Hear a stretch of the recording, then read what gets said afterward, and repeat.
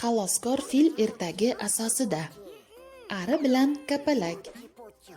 Ari bilan ipak qurti bir bog'da yashaydigan inoq do'stlar ekan. Ular kunlarni shu bog'da o'ynab o'tkazishar ekan. Lekin oxirgi kunlarda ipak qurti ari bilan o'ynamay qo'yibdi.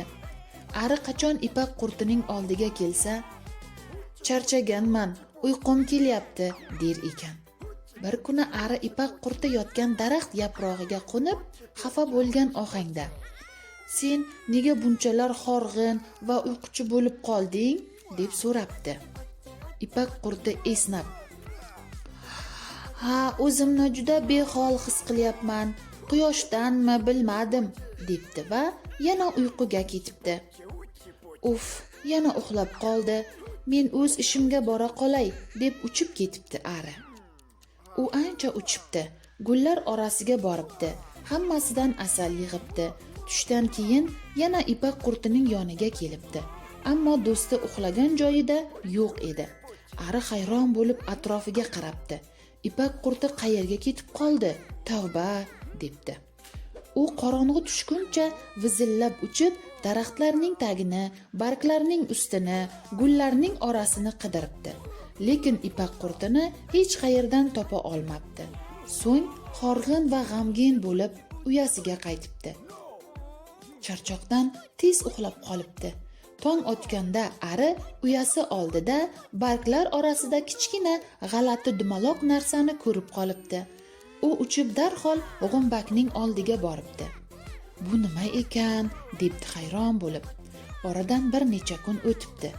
Ari hali ham ipak qurtining qayerga ketib qolganini bilmas, undan xavotirda edi. Bir kuni ari uyasi oldidagi g'umbak to'satdan qimirlay boshlabdi.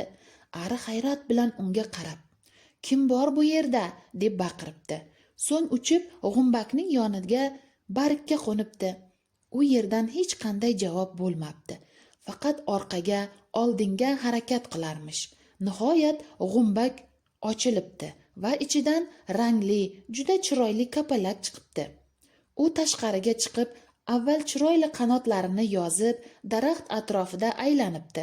So'ng arining yoniga qo'nib: "Salom, ari do'stim" debdi. Ari lol bo'lib unga qarabdi. "Sen kimsan? Meni taniysanmi?" deb so'rabdi kapalak kulib. "Meni tanimadingmi? Men ipak qurti, sening do'stingman" deb javob beribdi. Arining jahli chiqib ketibdi. Bu kapalak men bilan hazillashyaptimi deb o'ylabdi. "Meni bitta do'stim bor. U ham bo'lsa ipak qurti edi. Hozir yo'qolib qoldi" deb baqiribdi. Kapalak ari do'sti uchun qanchalar xavotir olganini bilibdi. Uning xafagarchiligini aritish uchun darhol bo'lgan voqealarni tushuntira boshlabdi. "Men rostdan ham sening do'sting ipak qurtiman. Ancha oldin uxlab qolgandim. Sen meni uzoq chaqirding. Esladingmi?" debdi. Ari indamay uni tinglabdi. Kapalak davom etibdi: "Uyg'onganimdan so'ng balki xafa bo'lgandirsan deb sening uyang oldigacha keldim. Seni kuta boshladim. Tabiiyki, yana uxlab qolibman. Lekin sen g'umbakka qanday qilib kirding? Qanday qilib kapalakka aylanding? Men uxlayotib atrofimga pilla o'rabman va uning ichida uxlab qolibman" debdi u hayajon bilan. "O'zgarib qolganingni ko'rib qo'rqmadingmi?" deb so'rabdi ari. Kapalak ma'nodor ohangda: "Aslida bu hodisa bir kuni sodir bo'lishini bilardim. Bu hamma ipak qurtlari bilan yuz beradi. Agar menga ishonmasang, boshqa kapalaklardan so'rashing mumkin."